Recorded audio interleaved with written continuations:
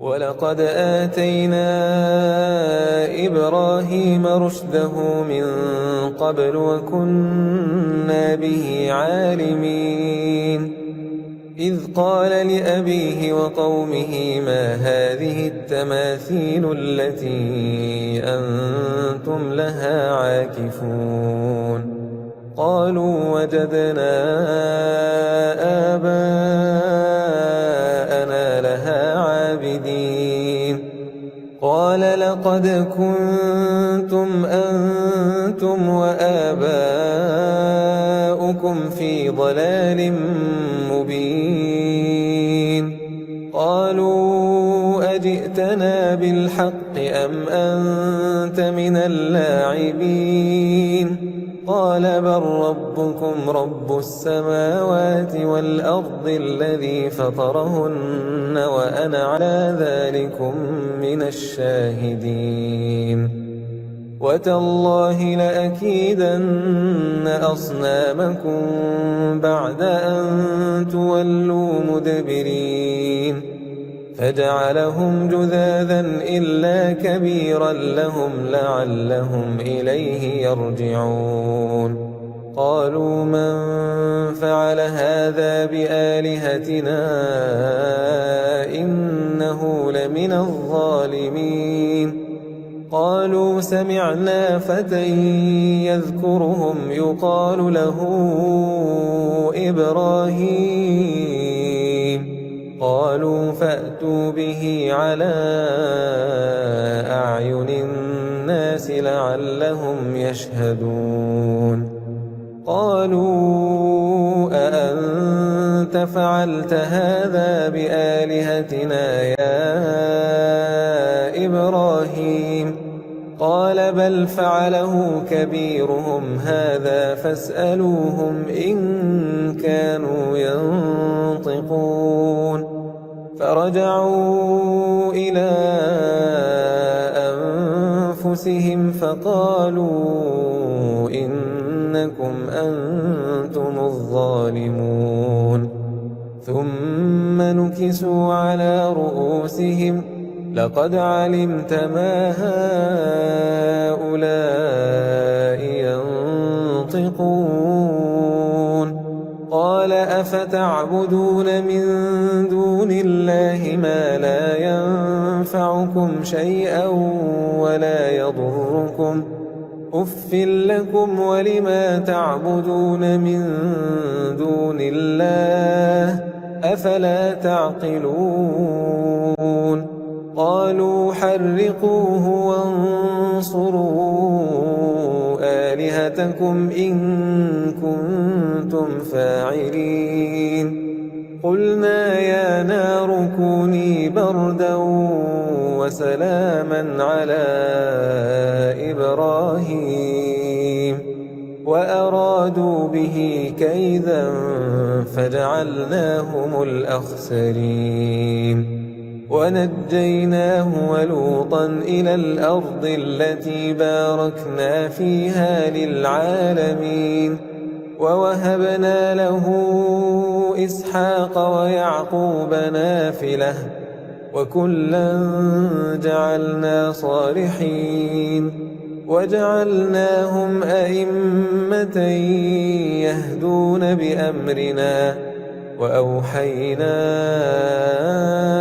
إليهم فعل الخيرات وإقام الصلاة وإيتاء الزكاة وكانوا لنا عابدين.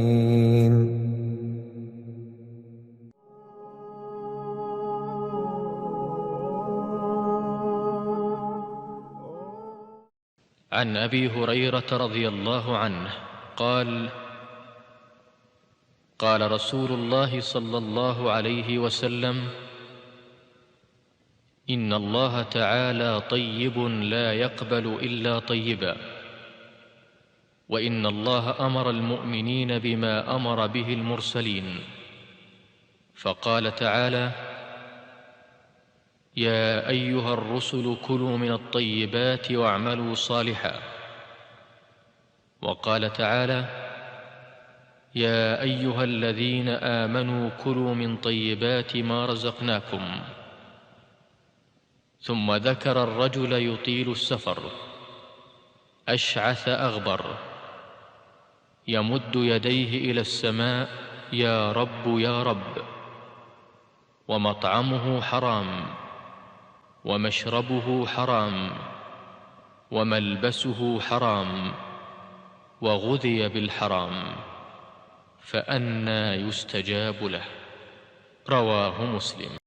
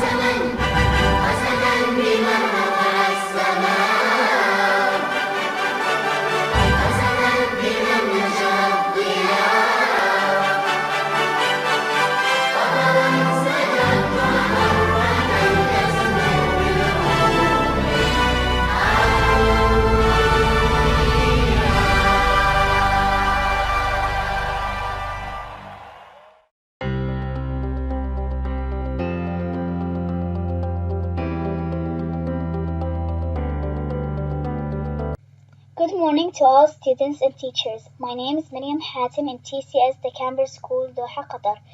TCS is one of the best schools in Qatar and I really appreciate that I am a student in it. Today I will read out a poem in the title of In the Best School TCS.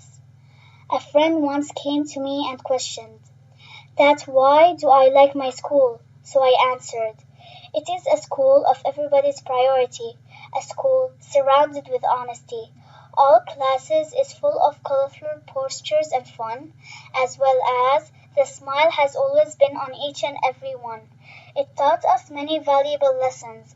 One of them we learned was that our mind is our greatest weapon. Students were listened by their peers, and the days had been brighter and brighter with the passing of the years. I love my school and we all love it still. The Camber School is the best school of all and it always will. Thank you all for listening. I hope you enjoy it. Always wear your mask and stay safe.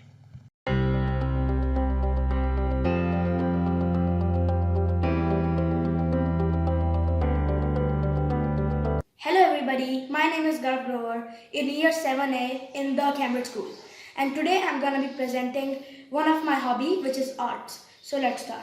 First up, I got a scenery. Now the second one, I got a penguin which I made. Now the third one, I got a wolf.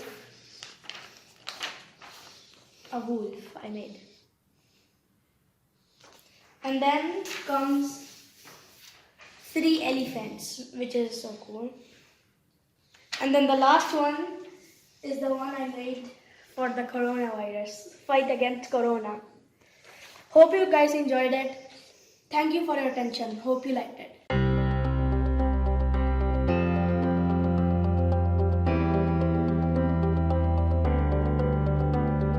السلام عليكم ورحمة الله وبركاته. اسمي مرام مهند عارف الزيات، أدرس في مدرسة كامبريدج وأنا في الصف 12. أود التحدث عن العوامل التي اتبعتها لحصولي على A* في جميع المواد. ما البرنامج الذي اتبعته؟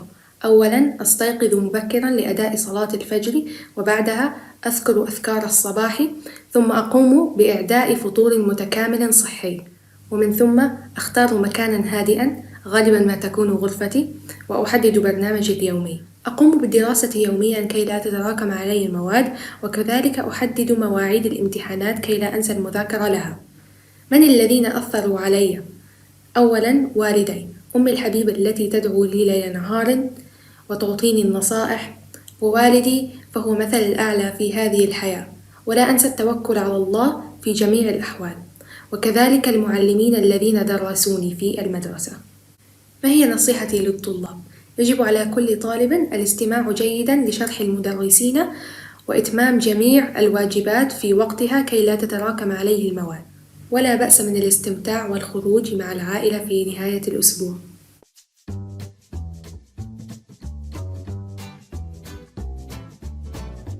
Good morning all. Welcome to our today's sports activities.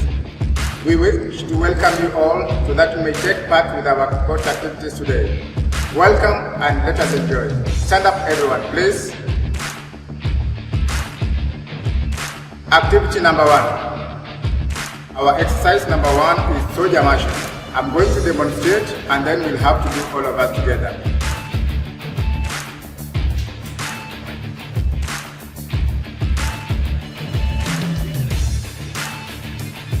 Okay, join us, let us start and we're going to start together. Welcome. 1, 2, 3, 4, 5, 6, 7, 8, 9, 10. Activity number 2. Our exercise number 2 is overhead clapping. I'm going to demonstrate and you see what we're going to do. Make sure you jump and clap your hands over your head.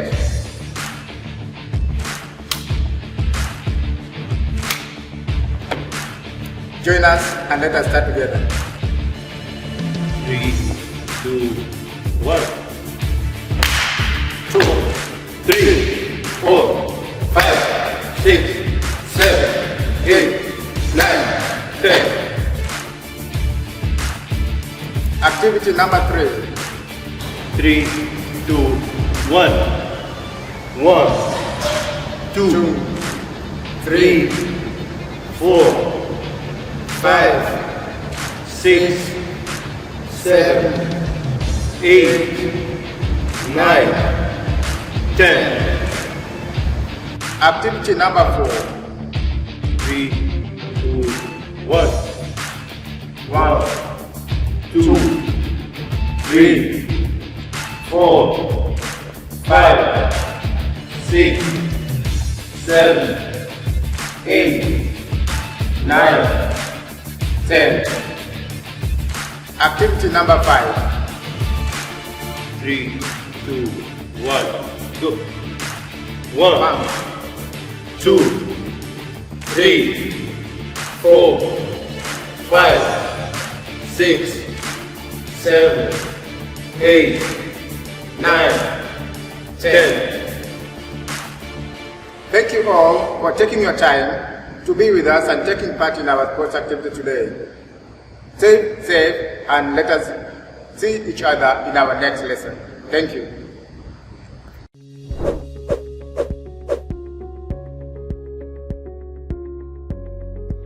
Simple precautionary measures can be applied to limit the transmission of the new coronavirus known as COVID-19 in small food retail premises. It is important to limit the number of people present in the premises at the same time to ensure physical distancing.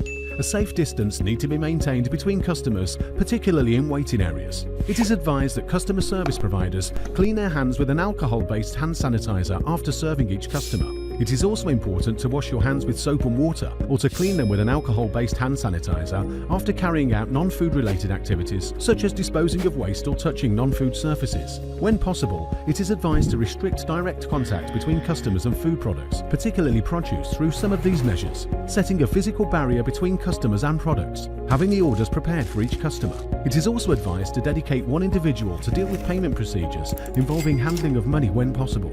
The cleanliness of the premises needs to be maintained at all times, and it is important to continuously clean and sanitize surfaces used for food preparation or food display. By adopting these simple precautions, you can maintain a safe work environment and protect yourself and your customers during the current COVID-19 pandemic.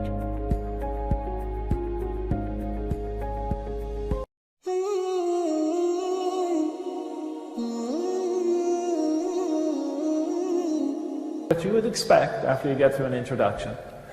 The Quran is going to talk about Homo sapiens, human beings, and their origin and what their life is all about, in the famous allegory of the first man and first woman. So that begins in the 30th verse of the second surah. Should I stop here? Okay. We just have to give him 1 minute to switch. So I've come to the 30th verse of the Quran. Now, up till now, I am impressed with the author's style, but I'm only 36 verses into the Quran. I'm not so impressed that I'm captivated by the scripture. But I come to the 30th verse, and it begins, "Behold, your Lord said to the angels."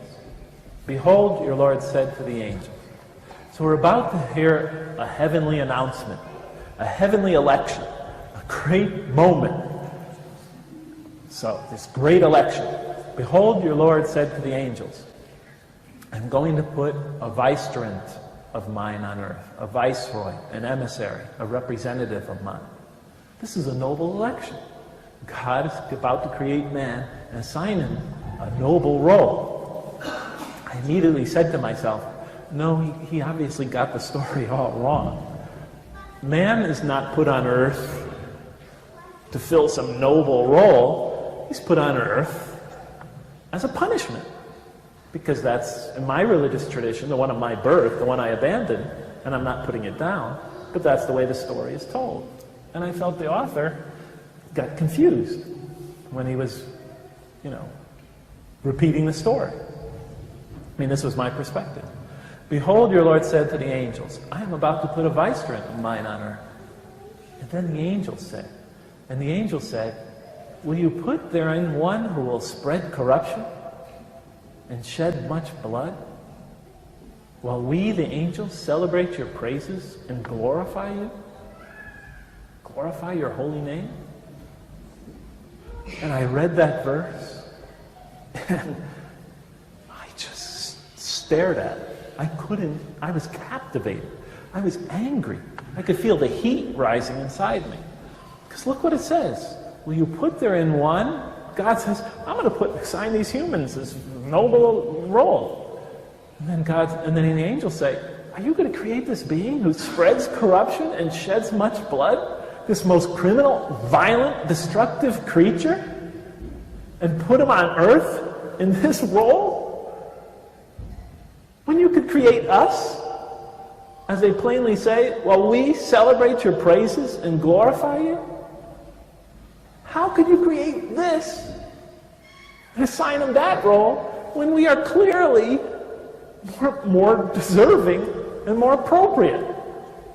Are you following me? And that was my question. That was my life. That was my childhood. All of it just encapsulated in those 15 words.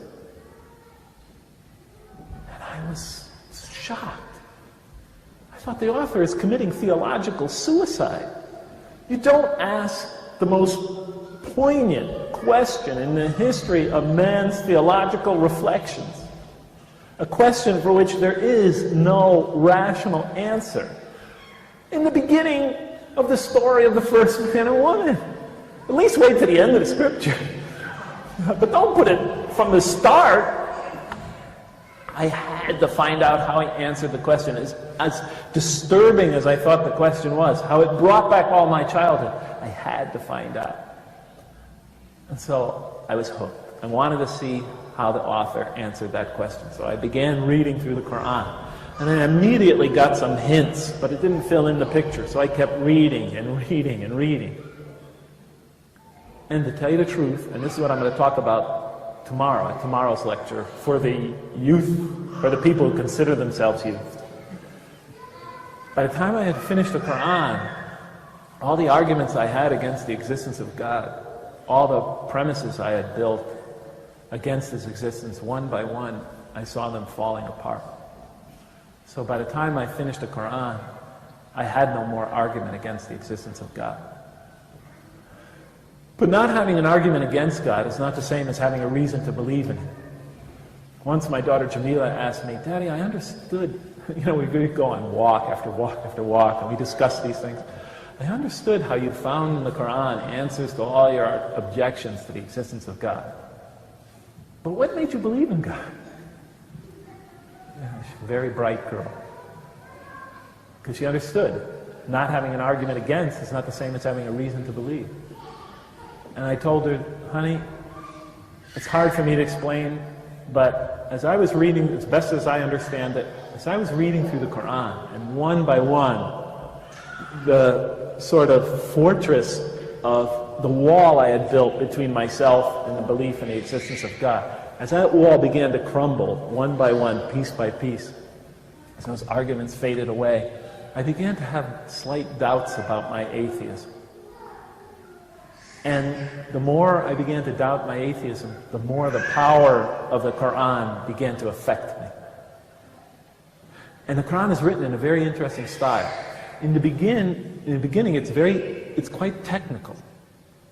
It goes into a lot of specifics, laws and rules and regulations. By the middle, it takes you into stories, beautiful stories, powerful allegories. Towards the end, the emotions of the Quran picks up and it like reaches a crescendo and brings it all to this beautiful, powerful bursts of spirituality and eschatology, and it all comes together in brilliant, pounding images. And by the time I was getting towards the end of the Quran, as my atheism began to fade away, I began having these powerful spiritual moments when I felt I was in the presence of this tremendous divine embrace.